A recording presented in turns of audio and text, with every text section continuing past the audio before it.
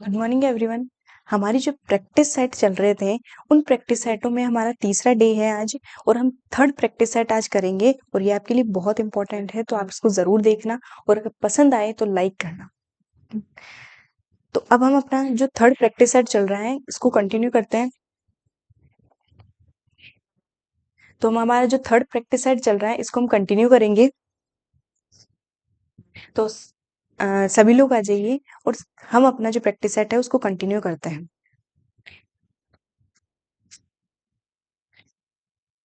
तो हमारा आज का जो प्रैक्टिस सेट है उसमें जो क्वेश्चन नंबर 1 है वो क्वेश्चन नंबर 1 है हमारे डीआरडीओ द्वारा स्वदेशी प्रौद्योगिकी क्रूज मिसाइल का सफल उड़ान परीक्षण किस करके भारत ने किस वर्ष रक्षा अनुसंधान एवं विकास में एक उपलब्धि हासिल की। तो इसका आंसर आप बताइए कि किसने उपलब्धि हासिल की थी। तो अगर इसके आंसर की बात करें तो कब हासिल की गई थी ये हासिल की गई थी आपके 2024 में। कब हासिल की गई थी? 2024 में। 2024 में जो इसकी उपलब्धि है ये हासिल की गई थी। तो ये आंसर आपके जो आपके ऑप्शन नंबर 4 है ये बिल्कुल इसका करेक्ट आंसर होगा। इसके बाद में हम नेक्स्ट क्वेश्चन पे चलते हैं पढ़े। नेक्स्ट क्वेश्चन देखें तो नेक्स्ट क्वेश्चन है हमारे निम्नलिखित में से कौन सी पृथ्वी विज्ञान मंत्रालय की पृथ्वी योजना के तहत एक उप योजना नहीं है। तो आप इनमें से बताइए कि कौन सी एक उप योजना नहीं है। तो अगर हम देखें तो polar science and cryosphere research, या फिर atmosphere and climate research modelling, observing system and services, या इसके अलावा अगर हम बोले ओशियन मॉडलिंग एजेंडा, या फिर बोलते हैं तो सोस्मोलॉजी एंड जियोसाइंस। तो इनके अंदर से कौन सा आंसर होगा? तो इनके अंदर से अगर हम देखें तो थर्ड ऑप्शन बिल्कुल करेक्ट होगा, ओशियन मॉडलिंग एजेंडा। ये बिल्कुल करेक्ट आंसर होगा, ये इनके अंदर से नहीं है। बाकी अगर हम 3 देखें तो ये तीनों बिल्कुल शामिल है। इसके बाद में हम नेक्स्ट क्वेश्चन पे चलते हैं। बिल्कुल हम हमारे पास टाइम बहुत कम है, इसलिए हम थ्योरी ना करते हुए जल्दी से जल्दी क्वेश्चन लगाएंगे ताकि आपके एग्जाम में बिल्कुल बेनिफिट हो। नेक्स्ट क्वेश्चन है निम्नलिखित में से किसे हिंदुस्तानी शास्त्रीय संगीत में एक प्रमुख वंशावली किराना घराना के प्रवर्तक के रूप में श्रेय दिया जाता है। तो किसे श्रेय दिया जाता है? आप आंसर में बताइए। तो किसे श्रेय दिया जाता है? तो ये दिया जाता है आपके उस्ताद अब्दुल करीम खान। किसको दिया जाता है? उस्ताद अब्दुल करीम खान। तो ऑप्शन नंबर 3 बिल्कुल करेक्ट आंसर है। नेक्स्ट क्वेश्चन है, हम जल्दी जल्दी बिल्कुल अपने क्वेश्चन तैयार करेंगे ताकि आपका भी जो समय है वो व्यर्थ ना जाए। भारत के लक्ष्य Sen Paris 2024 Olympic badminton tournament में किस देश के खिलाड़ी से अपना पुरुष एकल कांस्य पदक मैच हार गए थे? तो किससे हार गए थे? आप आंसर में बताइए कि किससे हार गए थे। तो अगर मैं बात करूं तो ये हारे थे आपके मलेशिया से। किससे हारे थे? मलेशिया से हारे थे। तो ऑप्शन नंबर 3 बिल्कुल करेक्ट आंसर है। नेक्स्ट क्वेश्चन है, स्वतंत्रता के बाद भारत के पहले रजिस्ट्रार जनरल और जनगणना आयुक्त कौन थे? तो पहले जो आपके रजिस्ट्रार जनरल और जनगणना आयुक्त कौन थे? तो इसका आंसर आप बताइए कि कौन थे। तो अगर हम बात करें तो इसका आंसर आएगा एम वेट्स। बिल्कुल ऑप्शन नंबर 2 बिल्कुल करेक्ट आंसर है। नेक्स्ट क्वेश्चन चले तो नेक्स्ट क्वेश्चन आता है आपके भारतीय लघु उद्योग विकास बैंक एसएमईएस की वृद्धि में क्या अनूठी भूमिका निभाता है?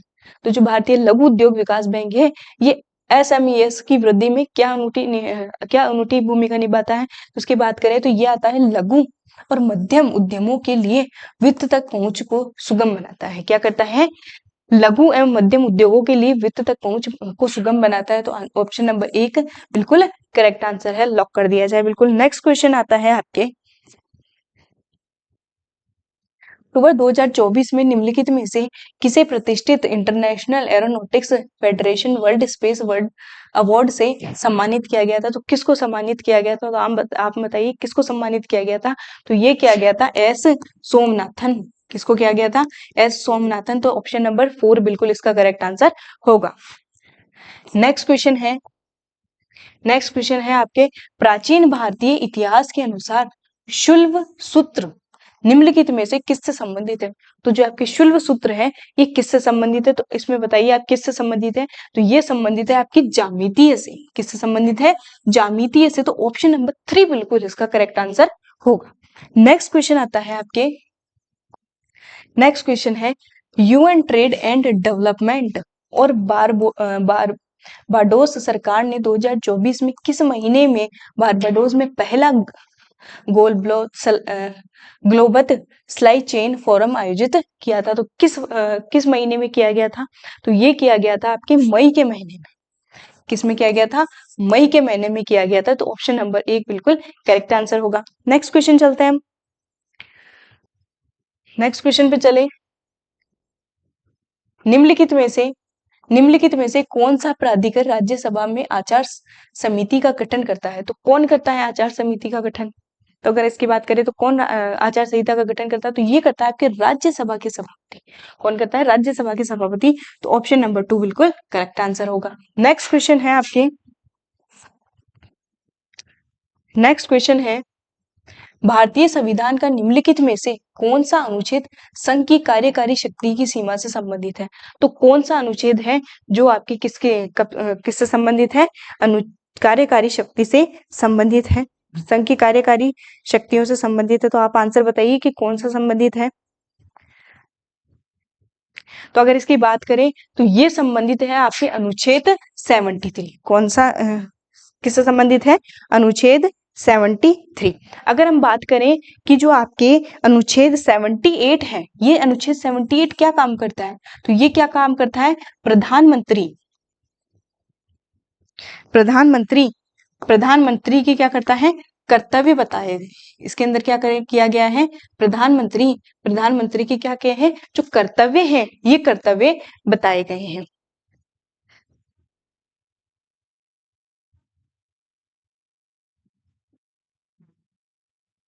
और अगर मैं बात करूं कि 61 में क्या दिया गया है, तो 61 में अगर हम बात करूं तो राष्ट्रपति, जो आपके राष्ट्रपति हैं, राष्ट्रपति पर महाभियोग चलाने की प्रक्रिया बताई गई है। जो राष्ट्रपति हैं, इस पे जो महाभियोग चलाते हैं, इस महाभियोग को चलाने की जो प्रक्रिया है, ये बताई गई है। अब इसके अलावा अगर मैं बात करूं तो तो अगर मैं बात करूं कि जो आपकी जो 70 है, इसके अंदर जो प्रधानमंत्री है, ये प्रधानमंत्री 70 के अंदर जो प्रधानमंत्री है, ये प्रधानमंत्री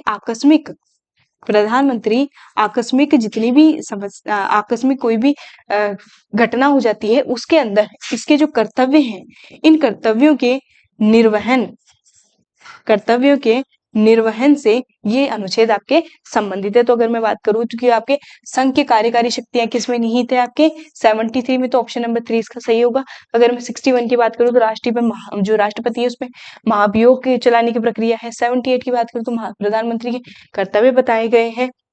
और 70 की बात करूं तो जो प्रधानमंत्री है उसमें आकस्मिक समय पे जो भी आपके कर्तव्य निर्वहन करता है, तो इसके बारे में संबंधित है। नेक्स्ट क्वेश्चन, राज्य के नीति निर्देशक जो सिद्धांत हैं, इनके प्रावधान निम्नलिखित में से किसके अंतर्गत बताए गए हैं? तो आप बताइए किसके अंतर्गत बताए गए हैं।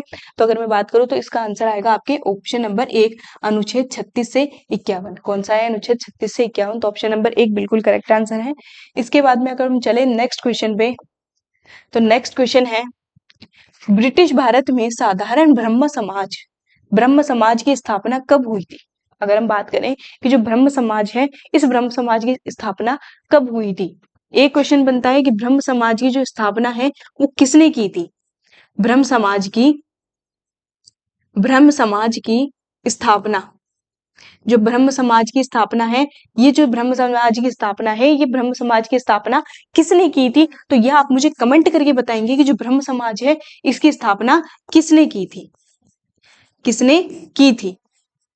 तो ये ऑप्शन क्वेश्चन नंबर जो आपके है कि ब्रह्म समाज की स्थापना किसने की थी, तो ये आप मुझे कमेंट करके बताएंगे किसने की थी। और अगर हम बात करें ये कब की थी, तो ये की थी आपके 1678 के अंदर। किसने की, कब की थी? 1678 के अंदर। तो ऑप्शन नंबर 3 बिल्कुल करेक्ट आंसर है। नेक्स्ट क्वेश्चन है, सी राजगोपालचारी ने किस वर्ष वयस्क मताधिकार पर आधारित संविधान सभा की मांग उठाई थी? किस वर्ष उठाई थी? तो आप मुझे कमेंट करके बताइए कि किस वर्ष उठाई की थी। अगर हम बात करें कि जो सी गोपालाचार्य हैं, वो सी गोपालाचार्य ने किस वर्ष वयस्क मताधिकार पर आधारित संविधान सभा की मांग उठाई थी? तो किस वर्ष उठाई थी? तो इसकी बात करें तो अगर हम बात करें तो इसकी उठाई थी आपके 1939 में। कब उठाई थी? 1939 में। तो ऑप्शन नंबर 2 बिल्कुल उसका करेक्ट आंसर होगा।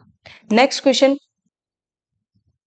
किस रिट के तहत न्यायालय निचले न्यायालय या किसी अन्य प्राधिकरण को उसके समक्ष लंबित मामले के उच्च प्राधिकारी या न्यायालय को स्थानांतरित करने का आदेश देता है? तो किसके तहत देता है? तो ये देता है आपके उत्प्रेक्षण के तहत। किसके तहत देता है? उत्प्रेक्षण के तहत। ऑप्शन नंबर 4 बिल्कुल इसका करेक्ट आंसर होगा। नेक्स्ट क्वेश्चन,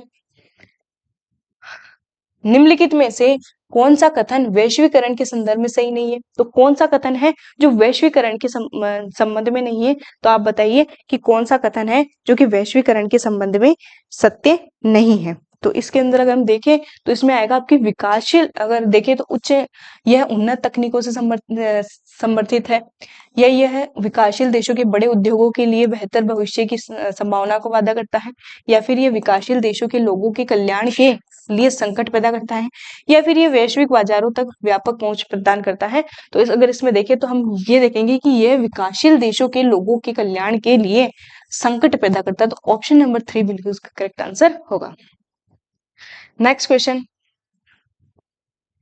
भारत के राष्ट्रपति कृषि आयोग ने सामाजिक वानिकी को किन 3 श्रेणियों में वर्गीकृत किया है? तो किन 3 श्रेणियों में वर्गीकृत किया है? तो जरा आप आंसर बताइए कि किन 3 श्रेणियों में वर्गीकृत किया है? किन 3 श्रेणियों में वर्गीकृत किया है? तो हम देखें तो शहरी वानिकी, ग्रामीण वानिकी और कृषि वानिकी के अंदर इनको वर्गीकृत किया गया है। तो ऑप्शन नंबर 3 बिल्कुल करेक्ट आंसर होगा। नेक्स्ट क्वेश्चन, भारत में विक्टोरिया मेमोरियल का वास्तुकार निम्नलिखित में से कौन है? तो जो विक्टोरिया मेमोरियल है इसका वास्तुकार है, वो वास्तुकार कौन है? तो आंसर बताइए कौन है इसका वास्तुकार?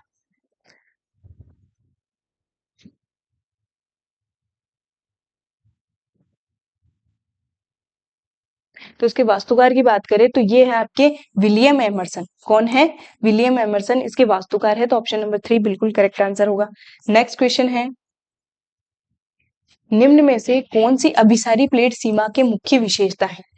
अभिसारी प्लेट, जो अभिसारी प्लेट सीमा है इसकी विशेषता, अगर हम बात करें कि अभिसारी क्या होती है, तो अगर प्लेट की बात करें तो ये प्लेट की जो सीमा होती है ये 3 सीमाएं होती हैं। सबसे पहले होती है अभिसारी, अभिसारी, दूसरी होती है अपसारी, दूसरी होती है अपसारी, और तीसरी होती है रूपांतरण। रूपांतरण, तीसरी कौन सी होती है? रूपांतरण होती है। अगर हम बात करें कि अभिसारी कौन सी होती है, अभिसारी को हम बोलते हैं विनाशकारी, विनाशकारी, अभिसारी को हम बोलते हैं विनाशकारी। इसमें जो प्लेट्स होती हैं वो प्लेट्स क्या होती है? दोनों तरफ एक दूसरे की तरफ बढ़ती है। अगर हम बात करें कि अभिसारी में क्या होता है, तो जो प्लेट्स होती हैं ये प्लेट क्या होती है? एक दूसरे की तरफ बढ़ती है।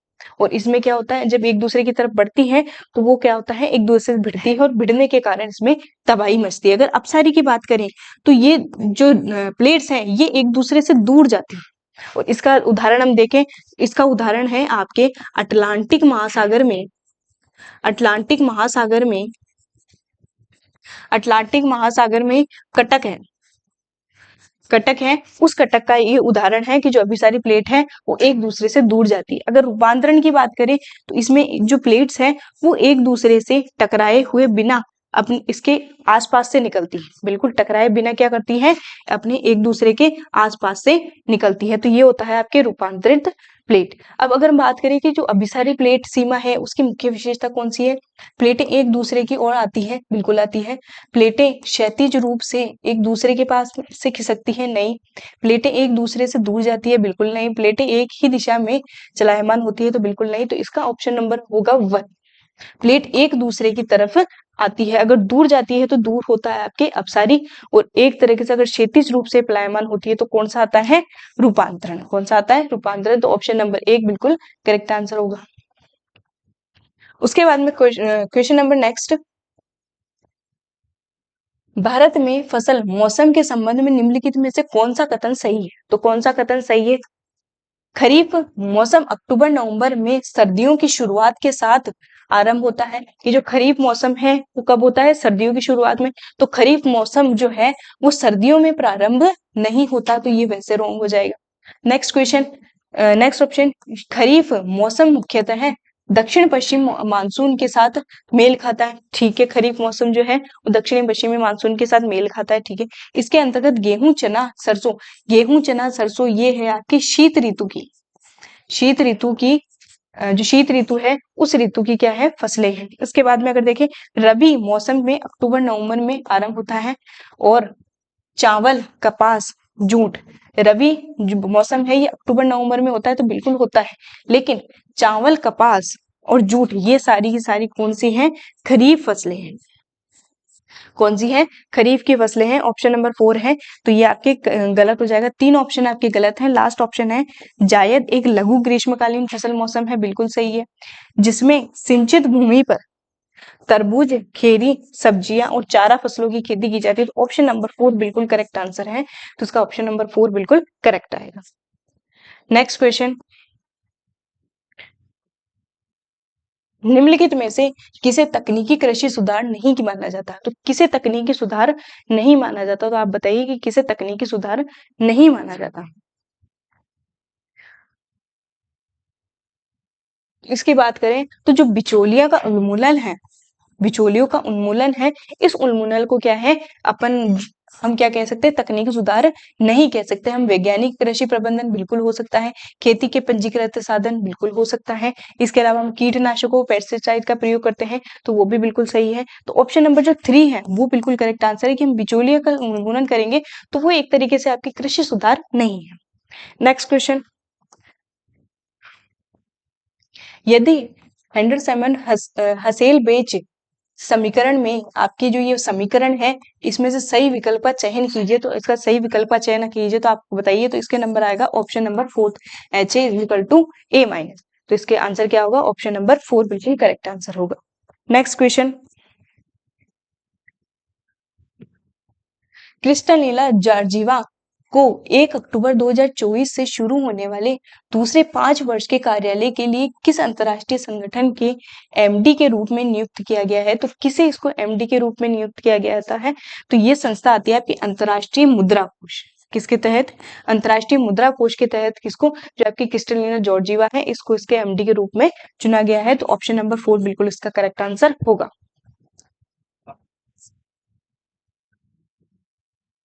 नेक्स्ट क्वेश्चन है, निम्नलिखित में से कौन सा निजीकरण का घटक नहीं है, तो कौन सा इसका निजीकरण का घटक नहीं है, तो आप आंसर बताइए कि कौन सा इसका निजीकरण का घटक नहीं है।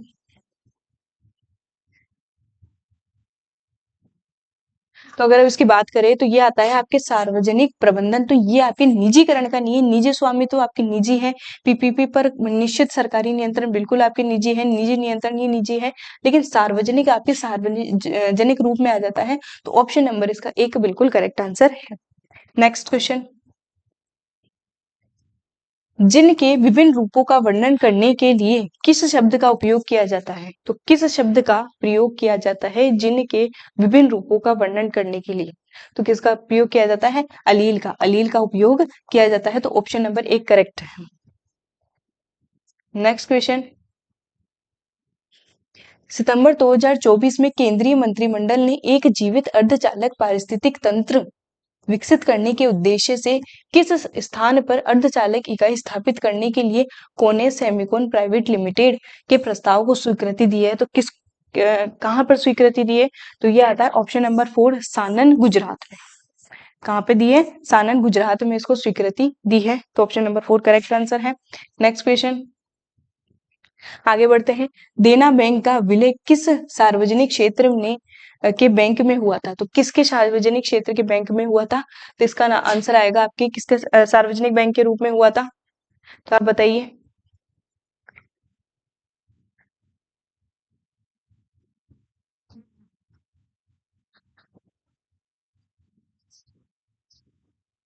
तो इसमें अगर बात करें तो इसमें होता है आपके बैंक ऑफ बड़ौदा, तो ऑप्शन नंबर 2 बिल्कुल करेक्ट आंसर है, बैंक ऑफ बड़ौदा। तो बैंक ऑफ बड़ौदा में इसका हुआ था, तो ऑप्शन नंबर 2 जो है वो बिल्कुल करेक्ट है। आगे बढ़ते हैं, भारतीय संविधान का निम्नलिखित में से कौन सा भाग भारत की जिला न्यायालय से संबंधित है, तो कौन सा भाग है जो जिला न्यायालय से संबंधित है, तो कौन सा भाग है, तो ये ऑप्शन नंबर आएगा 6, ये जिला न्यायालय से संबंधित है। अगर हम बात करें कि जो भाग 4 है, अगर हम बात करें कि भाग कितने हैं, तो भाग है हमारे 12, भाग 12 है। इसके अंदर हम बात करें कि इसमें से जो आपके फोर्थ भाग है, ये किससे संबंधित है, तो ये आपकी नीति निर्देशक तत्वों से संबंधित है। नीति निर्देशक से संबंधित है। इसके अलावा अगर बात करें कि हम पहला भाग, फर्स्ट भाग किससे संबंधित है, तो ये आपके संघ से संबंधित है कि संघ राज्यों में कार्य क्रियान्वयन कैसे करना है, कार्यों को कैसे देखना है।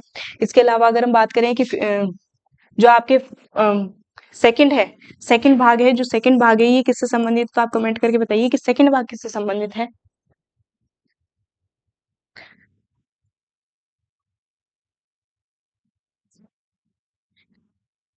तो कमेंट करके बताइए कि सेकंड भाग है जो ये किससे संबंधित है। अगर सेकंड भाग की बात करें तो ये आपके मौलिक अधिकारों से संबंधित है। किससे संबंधित है, मौलिक अधिकारों से संबंधित है। तो ये कुछ भाग है जो आपको याद रखने हैं, एग्जाम में महत्वपूर्ण है। इसके अलावा नेक्स्ट क्वेश्चन पे चलते हैं। तो इसका तो आंसर आएगा आपके ऑप्शन नंबर 3, बिल्कुल 6 भाग। नेक्स्ट क्वेश्चन है, पाल शासक मुख्यतः किस धर्म संप्रदाय के महान संरक्षक थे। जो पाल शासक थे वो किस धर्म के संप्रदाय से संबंधित है, तो आप बताइए किस धर्म के संप्रदाय से संबंधित है। तो इसका आंसर आएगा आपके थर्ड, बौद्ध धर्म से। किससे संबंधित है, बौद्ध धर्म से संबंधित है। तो ऑप्शन नंबर 3 बिल्कुल करेक्ट आंसर होगा। नेक्स्ट क्वेश्चन, निम्नलिखित में से कौन सा कोशिका झिल्ली का प्राथमिक कार्य है। तो कौन सा कोशिका झिल्ली का प्राथमिक कार्य है, तो इसमें आप बताइए कि कौन सा कोशिका झिल्ली का प्राथमिक कार्य है।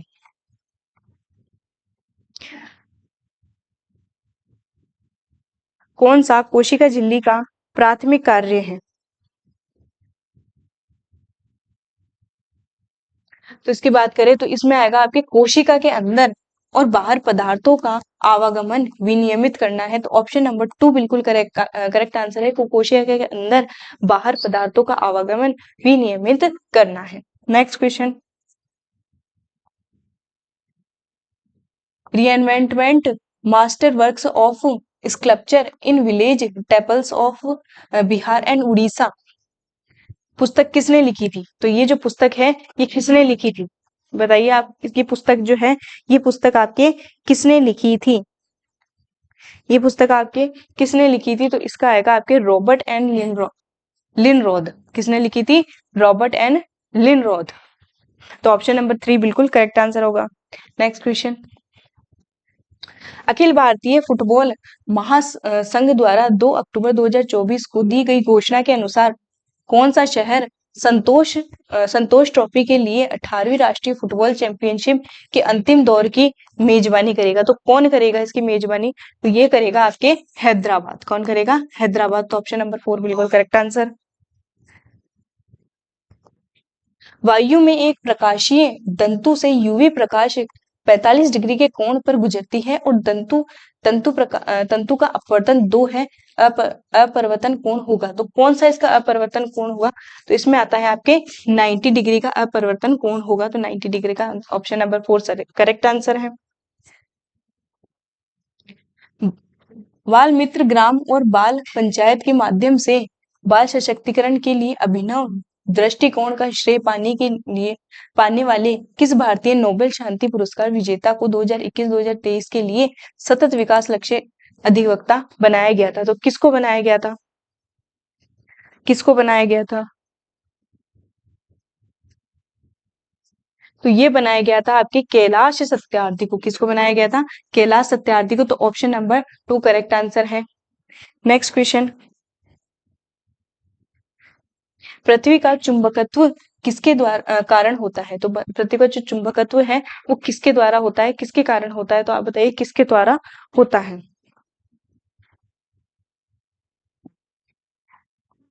अगर इसकी बात करूं तो ये जो प्रभाव है ये होता है डायनेमो प्रभाव। किसके कारण होता है, डायनेमो प्रभाव के कारण होता है। 4 मार्च 2016 को प्रधानमंत्री नरेंद्र मोदी द्वारा अनावरण की गई सेतु भारतम परियोजना का उद्देश्य निम्नलिखित में से क्या था। जो 4 मार्च 2016 को आपकी भारतम परियोजना प्रारंभ की गई थी। सेतु भारतम परियोजना प्रारंभ की गई थी। अगर इसकी बात करें तो इसका जो आपके उद्देश्य था वो क्या था कि सभी राष्ट्रीय राजमार्गों से रेलवे क्रॉसिंग हटाना, या फिर ग्रामीण और शहरी क्षेत्रों के बीच संपर्क सुविधा बनाना, सभी प्रमुख नदियों पर पुल और ओवरपास का निर्माण करना, या फिर देश भर में सड़कों राजमार्गों की गुणवत्ता में सुधार करना। तो अगर इसकी बात करें कि जो आपकी सेतु भारतम परियोजना है, इसके तहत जो एक्सीडेंट होते थे, जो घटनाएं होती थी, इन घटनाओं के ज्यादा होने के कारण हमने क्या किया कि सभी राष्ट्रीय राजमार्गों से रेलवे क्रॉसिंग को हटा दिया। इसके कारण थोड़ी घटनाएं हैं वो कम हो गई। तो इसका अगर उद्देश्य की बात करें तो सभी राष्ट्रीय राजमार्गों से रेलवे क्रॉसिंग हटाना इसका मुख्य उद्देश्य था। नेक्स्ट क्वेश्चन, निम्नलिखित में से किस प्रक्रिया द्वारा पौधे पत्तियों के किनारों का पत्तियों के किनारों या मार्जिन पर स्थित जलरंध्र नामक रचनाओं से जल मुक्त करते हैं? तो किसके द्वारा जल मुक्त करते हैं? आंसर बताइए, किसके द्वारा जल मुक्त करते हैं?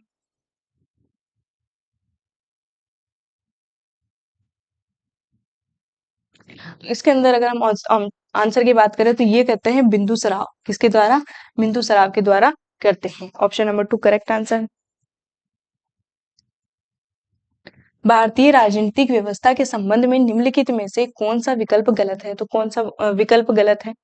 पंथ निरपेक्ष राज्य, या फिर अर्ध संघीय प्रणाली, राष्ट्रपति सरकार प्रणाली, या संसदीय सरकार प्रणाली? तो ऑप्शन नंबर कौन सा होगा? तो आंसर कौन सा होगा? इसके अंदर अगर आप आंसर की बात करें तो राष्ट्रपति सरकार प्रणाली बिल्कुल इसका विकल्प गलत है। तो आंसर नंबर ऑप्शन नंबर 3 बिल्कुल करेक्ट आंसर है। नेक्स्ट, निम्नलिखित में से किस स्थान पर प्रार्थना समाज की स्थापना की गई थी? प्रार्थना समाज की स्थापना कहाँ पर की गई थी? तो प्रार्थना समाज की स्थापना की थी वोंथे पर। कहाँ पर की गई थी? वोंथे में की गई थी। तो ऑप्शन नंबर 1 करेक्ट आंसर है। नेक्स्ट क्वेश्चन, थाट पद्धति के अंतर्गत हिंदुस्तानी रोगों को व्यवस्थित करने के लिए श्रेय किसने दिया था? तो बताइए, हिंदुस्तानी रागों को व्यवस्थित करने के लिए किसने श्रेय दिया था? किसने श्रेय दिया था? तो अगर इसकी बात करें तो ये दिया था आपके पंडित विष्णु नारायण भातखंडे। पंडित विष्णु नारायण भातखंडे। तो ऑप्शन नंबर 2 बिल्कुल करेक्ट आंसर है। नेक्स्ट क्वेश्चन है, भारत की सर्वकालिक न्यूनतम जनसंख्या के कारण निम्नलिखित में से किस वर्ष को महान विभाजक वर्ष कहा जाता है? महान विभाजक वर्ष का मतलब होता है कि जिसके अंदर न्यूनतम जनसंख्या वृद्धि हुई है, जिसके अंदर न्यूनतम जनसंख्या वृद्धि हुई है। तो अगर इसकी बात करें तो न्यूनतम जो जनसंख्या वृद्धि हुई थी वो हुई थी आपके 1911 से 1921 के दशक में। जो न्यूनतम जनसंख्या वृद्धि हुई थी ये 1911 से 1921 के मध्य हुई थी, और इसके अंदर हुई थी माइनस में 0.31। कितनी हुई थी? माइनस में 0.31% की जो वृद्धि हुई थी वो हुई थी। तो ये हुई थी आपके 1921 में। अगर आपके बोले कि जनसंख्या विस्फोट जनसंख्या विस्फोट का जो काल है वो कब आया था? तो जनसंख्या विस्फोट का जो काल है वो आया था आपके 1961 से 1981। इसके अंदर अगर बात करें कि 1961 से 1971 के अंदर जनसंख्या कितनी वृद्धि हुई थी? तो ये वृद्धि हुई थी आपके, कितनी वृद्धि हुई थी? ये हुई थी आपके 21.8 हुई थी। और अगर 71 से 81 से बात करें, अगर 71 से 81 तक बात करें तो ये हुई थी आपके, सॉरी 24 पॉइंट हुई थी 24.8, और इधर हुई थी 24.6। तो अगर सर्वाधिक पूछे तो आपकी हुई थी 1961 से 1971 विस्फोट काल, जिसमें सर्वाधिक जनसंख्या वृद्धि हुई थी। तो इसका ऑप्शन नंबर 4 बिल्कुल करेक्ट आंसर है। नेक्स्ट क्वेश्चन,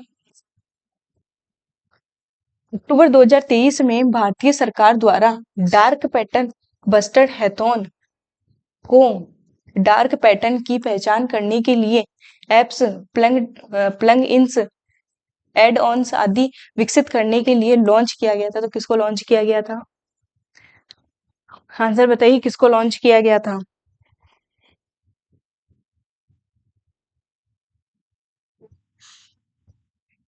किसको लॉन्च किया गया था?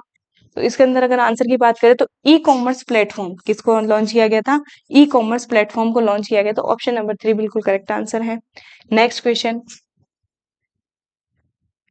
फोर्ट विलियम कॉलेज की स्थापना द्वारा भारत में सिविल सेवाओं के लिए युवा ब्रिटिश रंगरूटों को प्रशिक्षित करने हेतु की गई थी। किसने की थी? तो ये आपकी किसने की थी? किसने की थी? तो अगर इसकी बात करें तो ये की थी आपके लॉर्ड वेलेस्ली ने। किसने की थी? लॉर्ड वेलेस्ली ने। तो ऑप्शन नंबर 4 बिल्कुल करेक्ट आंसर है। निम्नलिखित में से किसने 8 मार्च 2024 को अंतर्राष्ट्रीय महिला दिवस के अवसर पर विशेष रूप से महिलाओं के लिए 2 राष्ट्रीय उत्कृष्ट केंद्र की स्थापना की थी? तो किसने स्थापना की थी? किसने स्थापना की थी? भारत के खेल मंत्री अनुराग राठौर ठाकुर ने, या फिर भारत के प्रधानमंत्री नरेंद्र मोदी ने, द्रौपदी मुर्मू ने, या अन्नपूर्णा देवी ने? किसने की थी? तो ये की थी आपके भारत के खेल मंत्री अनुराग ठाकुर ने की थी। तो ऑप्शन नंबर 1 करेक्ट आंसर है। नेक्स्ट क्वेश्चन, रायचूर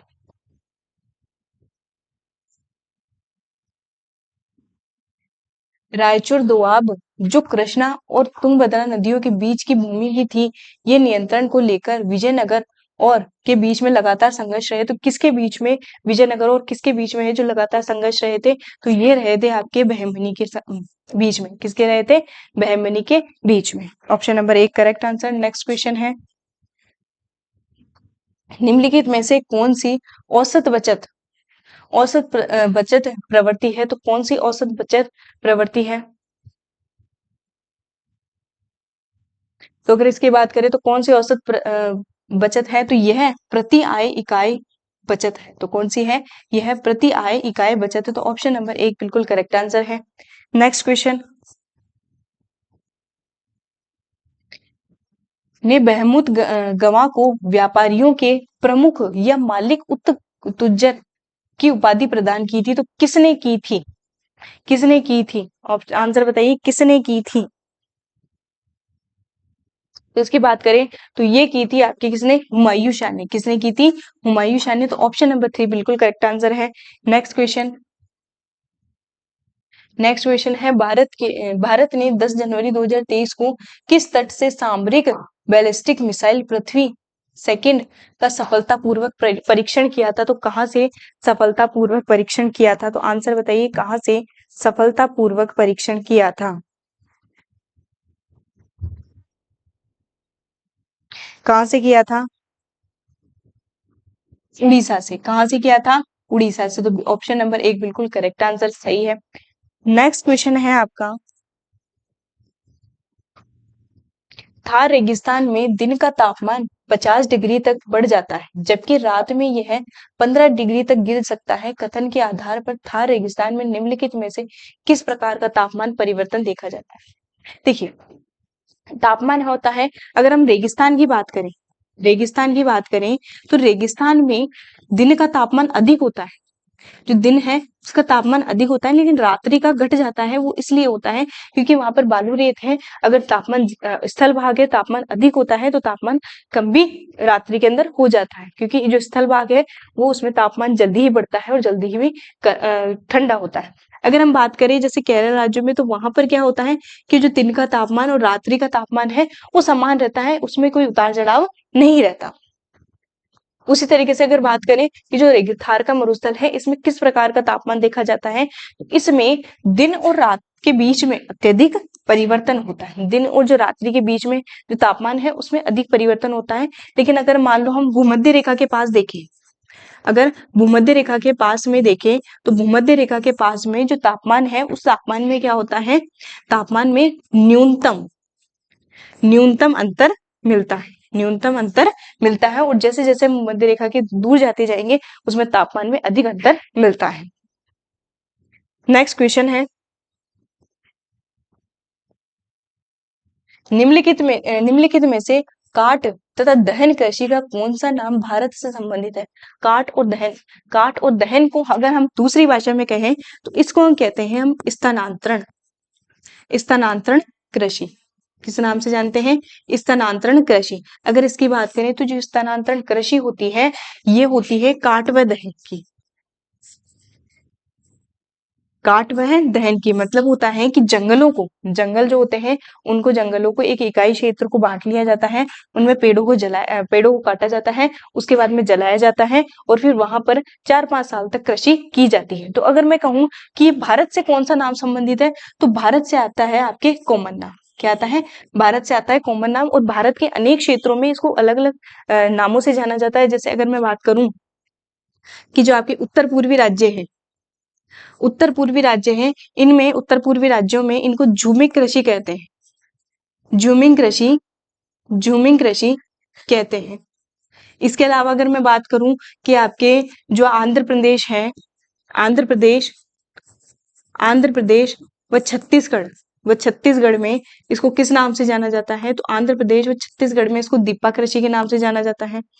इसको दिप्पा कृषि के नाम से जाना जाता है। आंध्र प्रदेश व छत्तीसगढ़ के अंदर इसको किस नाम से जाना जाता है? दिप्पा कृषि के नाम से जाना जाता है। इसके अलावा अगर मैं बात करूं कि जो आपके राजस्थान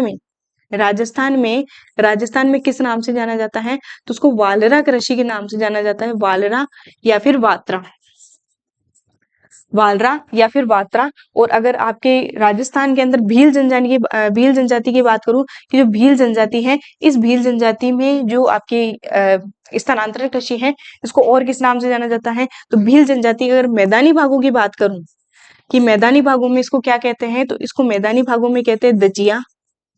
और अगर पहाड़ी भागों की बात करूं कि पहाड़ी भागों में इसको क्या कहते हैं, तो पहाड़ी भागों में इसको कहते हैं चिमाता। चिमाता। अगर स्थानांतरण कृषि की और बातें करें कि तो स्थानांतरण कृषि है इसको हिमालय क्षेत्रों में हिमालय क्षेत्रों में व्हील के नाम से जाना जाता है। सॉरी, हील के नाम से जाना जाता है। हील के नाम से जाना जाता है। इसीलिए अन्य अलग अलग क्षेत्रों के अंदर अलग अलग नामों से इसको जाना जाता है। अगर मैं बात करूँ रोका, ये भी आपके स्थानांतरण कृषि का ही एक रूप है। रोका जो ये है, रोका, ये इसको ब्राजील में कहते हैं। अगर ब्राजील में स्थानांतरण कृषि का नाम पूछे तो ये आता है रोका। अगर मसोले की बात करें तो इसको कहते हैं अफ्रीका में, स्थानांतरण कृषि को अफ्रीका में कहते हैं मसोले। और अगर कानूनों को भी बात करें कि इसको स्थानांतरण कृषि को कानूनों को कहाँ पर कहा जाता है, तो ये कहा जाता है आपकी वेनेजुएला में। इस प्रकार स्थानांतरण कृषि के अलग पार्ट है। ये क्या है, अलग अलग नामों से अलग अलग क्षेत्रों के अंदर जानी जाती है। तो ये हुए हमारे कुछ क्वेश्चन, जो टेस्ट सीरीज हमारी थर्ड कोई टेस्ट सीरीज चल रही थी, इसके अंदर कुछ क्वेश्चन हुए। अब आगे की जो टेस्ट सीरीज है हम नेक्स्ट क्लास में करेंगे, तो इसलिए जुड़े रहिए। और अगर पसंद आए तो आप प्लीज लाइक, शेयर और सब्सक्राइब कीजिए। Thank you so much.